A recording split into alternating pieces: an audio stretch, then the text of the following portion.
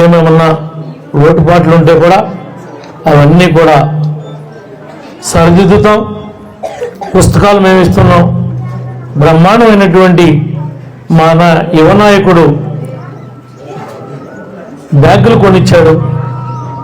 నాణ్యమైనటువంటి యూనిఫామ్ ఇచ్చాం. తల్లికి వందనం కింద మీ అందరి తల్లుల అకౌంట్లలో స్కూల్ తీయంగానే డబ్బులు వేసాం.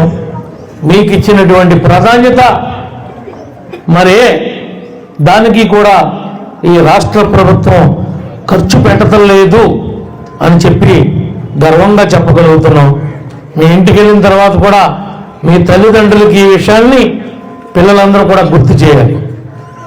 మన లోకేష్ అంకులు మాకు తల్లికి వందనం వేశాడు కదా, మేము చదువుకుంటున్నాం, నాణ్యమైనటువంటి భోజనం పెడుతున్నాం.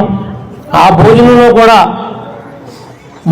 దొడ్డు బియ్యం కాకుండా మీకు మన ప్రభుత్వం వచ్చిన తర్వాత సన్న బియ్యాన్ని పెడుతున్నామా లేదా? సన్న బియ్యం పెడుతున్నాం. మీ ఇంటికాడ మీ తల్లిదండ్రులు ఏమైతే కొనుక్కొచ్చి వండుతున్నారో మీరు తినడానికి అదే బియ్యాన్ని మీకు స్కూల్లో కూడా ఇచ్చి వంట చేపిస్తున్నాం. ఆ వంట కూడా నాణ్యంగా ఉండే విధంగా, వేడివేడిగా ఉండే విధంగా హెచ్ఎం గారు కానీ, ఈ దుర్గారావు గారు ఎవరైతే చైర్మన్ ఉన్నాడో చైర్మన్ గారు కానీ మీరు విజిట్ చేయాలి. మీకు కొన్ని బాధ్యతలు ఉన్నాయి, మీకు కొంత హక్కు ఉంది.